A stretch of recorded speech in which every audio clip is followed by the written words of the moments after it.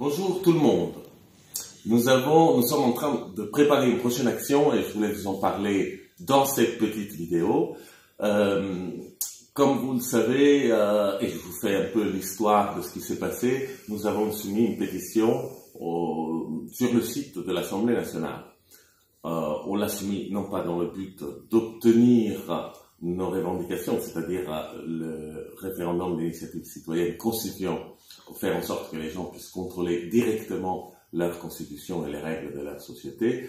On n'a pas fait ça pour l'obtenir, on l'a fait pour sensibiliser les députés à cette question. En effet, quelques temps auparavant, un député nous avait dit le RIC, plus personne s'y intéresse.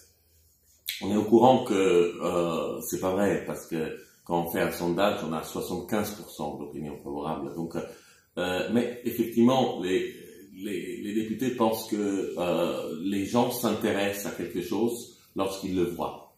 Et donc, ils ont besoin d'avoir sous les yeux cette revendication tout le temps.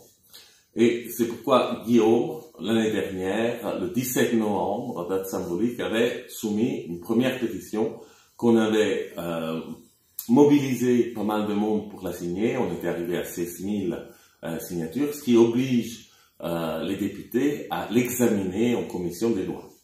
Ils l'ont fait le 5 avril et évidemment ils l'ont classé, mais on a la vidéo sur le site d'Espoir RIC qui montre qu'est-ce qu'ils ont dit, quel député a dit quoi. C'est très instructif. Vous pouvez aller la voir. Maintenant, elle est classée, donc on n'a plus de pétition sur le site de l'Assemblée, mais les retours ont été positifs. Pas mal de députés nous ont dit que c'était le retour du RIC après les Gilets jaunes, que c'est vrai que c'est une revendication importante. Certains députés, même de façon assez sincère, ont montré un intérêt pour ça.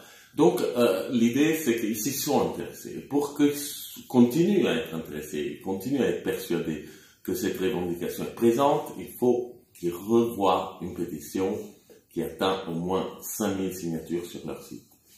C'est pourquoi nous allons relancer une deuxième pétition qui va être postée le 1er mai, autre date symbolique. La deuxième pétition est quasiment identique à la première, mais la justification est différente, l'exposé des motifs, comme ça s'appelle, puisqu'il est fait pour répondre aux objections qu'ils ont posées. Et on a aussi modifié quelques petits détails qui ne sont pas nécessaires pour ce qui est de notre revendication première, pour aller dans leur sens, de façon à les forcer à devoir sortir d'autres arguments encore la prochaine fois. Donc cette pétition va être présentée, vous avez la possibilité le dimanche 30 avril à 20h, de suivre un live de Sophie Révol et Clara Guerre qui vont vous présenter cette nouvelle initiative et quels moyens on met en œuvre pour la faire. Nous avons aussi sur le site d'Espoir RIC posté avant le 1er mai des tracts qui peuvent être imprimés et peuvent être diffusés lors des manifestations du 1er mai pour ceux qui y vont.